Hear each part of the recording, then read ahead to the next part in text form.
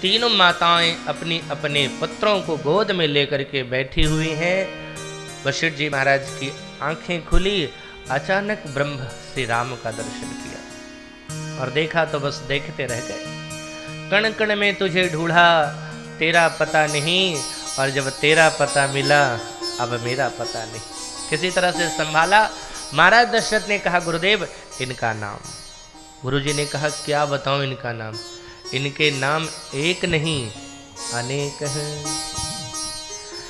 इनके नाम अनेक अनूपा, इनके नाम अनेक अनूपा। मैं नृप कहब स्वमति अनुरूपा,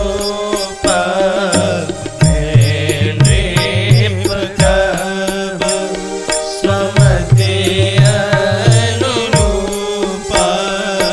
जो आनंद सिंधु सुख राशि, जो आनंद सिंधु सुख राशि। करते त्रैलोक्य सुपासी, करते त्रैलोक्य सुपासी। सो सुख धाम राम अस नामा, सो सुख धाम राम अस नामा। अखिल लोक दायक विश्रामा, अखिल लोक दायक विश्रामा। अखिल लोक, अखिल लोक, अखिल लोक। यही बात इससे ही लगभग मिलती जुलती बात गर्गाचार्य जी ने भी भगवान कृष्ण के लिए कहा था, बहुनि संति नामानि रूपाणि च सदस्यते। और यही बात कहते हैं, इनके नाम अनेक हैं, अनूप हैं, लेकिन जितनी मति इनकी कृपा से मुझे प्राप्त हुई है वही बता रहा हूं। जो आनंद का सिंधु है, जिस सिंधु के अंदर कोई सींक डुबावे, उस सींक को उठावे, उस सींक से जो बूंद टपके, उस बूंद से पूरे संसार में जो आनंद व्याप्त हो रहा है, उस आनंद का सागर का नाम राम। भगवान शंकर ने तो विष को पी रखा है, लेकिन कभी आपने देखा कि परेशान? किसी ने शंकर जी से कहा, सरकार विष पी करके भी आप इतनी शांति में क्यों? क्योंकि हमने संगम करा दिया है। किसका? बोले बाहर से लिया विष, अंदर से लिया राम, दोनों को मिला दिया, जीवन में आ गया विश्राम। इसी तरह से संसार में जहां भी देखो विष ही विष है, जहर ही जहर है, अशांति ही अशांति है। इस अशांति और विष से अगर राम को मिला दिया तो जीवन में विश्राम की प्राप्ति हो जाएगी। इसलिए संसार को विश्राम देने वाला संसार क्या, अगर लीला के दृष्टिकोण से देखा जाए तो रावण तो भगवान का शत्रु, शत्रुता का भाव है उसके अंदर। लेकिन रावण को देखो, वाल्मीकि रामायण का एक प्रसंग है। एक दिन भगवान श्री राम और रावण में भयंकर संग्राम हुआ। भगवान ने इतने बाणों का प्रहार किया, आज भगवान रावण के सिर नहीं काट रहे हैं, बल्कि उसके शरीर में बाण मार रहे हैं।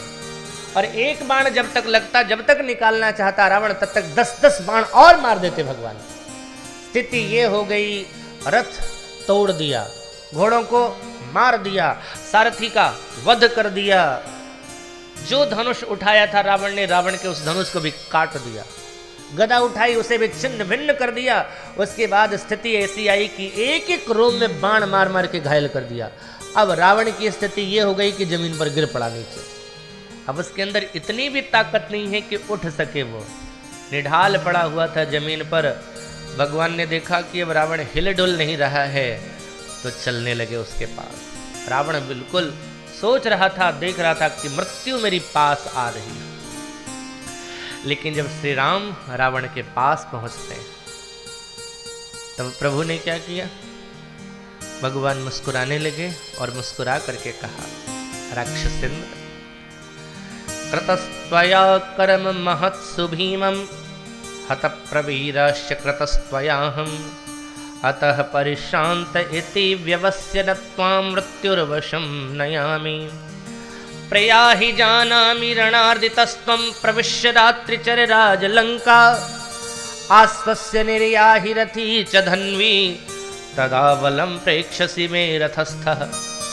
रावण सिर झुका करके लंका में प्रवेश करता है, आंखों में आंसू थे। मंदोदरी ने देखा, मैंने पहले ही कहा था कि श्री राम साधारण नहीं है, तुमने मेरी बात नहीं मानी, आखिरकार श्री राम के बल ने तुम्हें रुला ही दिया ना। उसके बल के आगे नतमस्तक हो गए, श्री राम के बल ने रुला दिया तुम्हें। रावण ने कहा, मंदोदरी, मैं राम के बल से नहीं रो रहा, मुझे राम के बल ने नहीं रुलाया है, बल्कि रुलाया किसने है? बोले, मुझे रुलाया है तो राम के स्वभाव ने रुलाया है। और ठाकुर का स्वभाव ही है, को कृपाल रघुवीर सबको विश्राम देते हैं। अरे जिसने उनके प्रति अपराध किया, उस अपराधी को भी विश्राम देने वाला अगर कोई है तो वह है प्रभु राम। श्री रामचरितमानस में अगर हम दर्शन करें तो एक तो ये पात्र रावण है जिसने श्री राम के प्रति अपराध किया है, और दूसरा एक पात्र और है, और वो है जयंत। और जयंत ने जो अपराध किया है, मुझे लगता है रावण से कहीं ज्यादा बड़ा अपराधी जयंत है। रावण ने तो श्री राम की अनुपस्थिति में नकली सीता का हरण किया, लेकर के आया, तलवार भले उठाई उसने, लेकिन शरीर से रक्त नहीं निकाला उस रावण ने। लेकिन इस जयंत को देखो, इस जयंत की धृष्टता देखो, इस जयंत ने श्री राम की उपस्थिति में असली सीता के शरीर से श्री राम के सामने ही रक्त निकाल दिया। तो एक तरफ से आप चिंतन करना, अपराधी कौन बड़ा?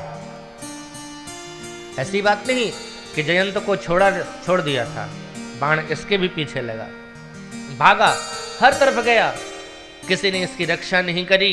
रास्ते में मिल गए नारद जी महाराज, परेशान क्यों हो?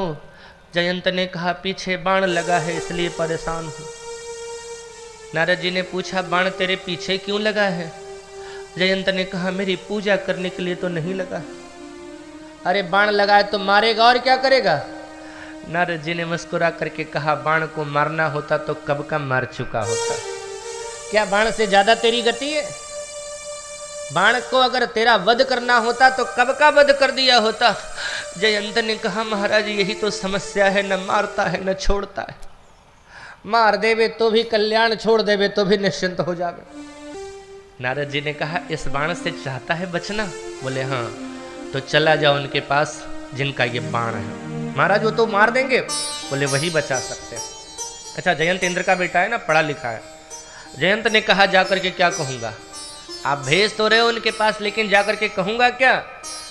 कह देना गलती हो गई, यही कह देना गलती हो गई। जयंत ने कहा, अगर उन्होंने पूछ दिया गलती क्यों की, तो क्या कहूंगा, क्या जवाब दूंगा? नारद जी ने सिखाया, कह देना आपका प्रभाव देखना था इसलिए गलती करी। गलती इसलिए की क्योंकि आपका प्रभाव देखना था। जयंत ने कहा, फिर अगर उन्होंने पूछ दिया यहाँ लौट करके क्यों आए? चलो गलती की इसलिए क्योंकि आपका प्रभाव देखना था, अब लौट के क्यों आए? तो क्या जवाब दूंगा? नारद जी ने सिखाया, कह देना सरकार प्रभाव देखना था इसलिए गलती करी थी, अब आपका स्वभाव देखना है इसलिए लौट करके आपके पास आया हूं। और उस जयंत को भी भगवान ने विश्राम दिया। कोई भी आता है इनके पास तो अखिले लोक दायक विश्राम। अब दूसरे पुत्र का नाम किया, विश्व भरण पोषण कर जोई। विश्व का भरण को पोषण करने वाले भगवान विष्णु के अवतार हैं। जो विश्व का भरण पोषण कर रहे हैं उनका नाम भरत। तीसरे पुत्र का नाम जाके सुमिरन तेरि पुनासा नाम शत्रुघ्न वेद प्रकाशा। जिसके स्मरण करने से शत्रुओं का विनाश होता है उसका नाम शत्रुघ्न। चौथे पुत्र का नाम क्या रखा? लक्षण धाम राम प्रिय सकल जगत आधार। गुरु वशिष्ठ तेहि राखा लक्ष्मण नाम उदार।